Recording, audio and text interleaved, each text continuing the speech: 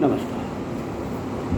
हम धार्मिक ग्रंथों को आध्यात्मिक तरीके से पढ़ते हैं और प्रभु को खोजने का रास्ता ढूंढते हैं। बिल्कुल ठीक है, परंतु ये जो धर्म ग्रंथ हैं ये हमारे जीवन का मार्गदर्शन करने के लिए भी हमारे बहुत सहयोगी हैं।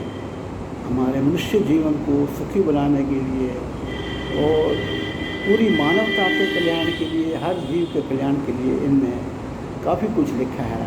उसको अगर हम practical approach of life, scientific approach of life से पढ़ें तो हमें बहुत कुछ मिल सकता है। इस विषय में मैं भगवद गीता का एक श्लोक उसको मैं डिटेल से चर्चा करूँगा, कृपया ध्यान दीजिए। ये श्रीमद् भागवत गीता है। इसमें अध्याय 3 श्लोक 11 में लिखा है, तुम लोग इस यज्ञ द्वारा देवताओं की उन्नति करो और वो देवता लोग तुम लोगों की उन्नति करें। इस प्रकार आपस में कर्तव्य समझकर उन्नति करते हुए परम कल्याण को प्राप्त हो। ये देवता लोग जो हैं, हम देवता किसको मानते हैं? जिन देवताओं से हमें कुछ मिलता है उसको देवता मानते हैं। धन का देवता, लक्ष्मी देवता, और भी जो भी देवता लोग हैं, गणेश जी। तो देवताओं से हमें कुछ मिलता है, हम उनसे ये प्रार्थना करते हैं कि हमें ये चीज़ मिले, प्रभु हमारे पर कृपा करो, हमें हमारे कष्ट मिटाओ, हमें जीवन में सुखी दो।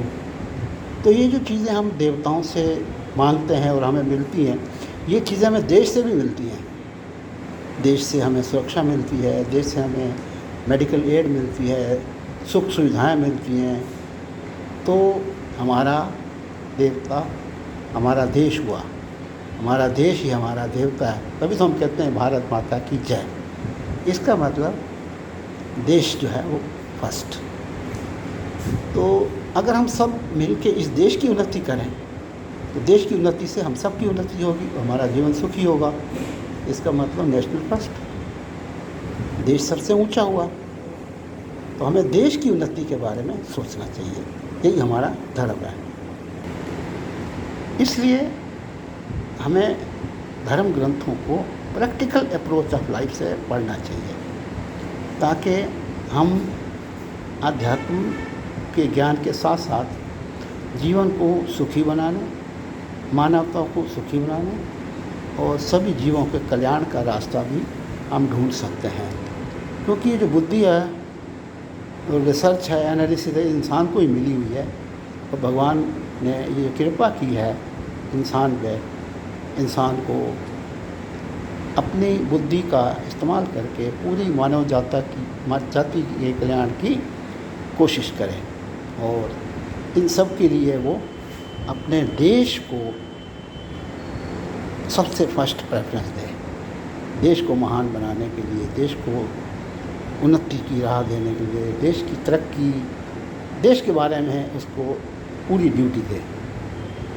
देश स्ट्रॉन्ग होगा, मजबूत होगा, धनवान होगा तो जनता भी सुखी होगी, खुशहाल होगी।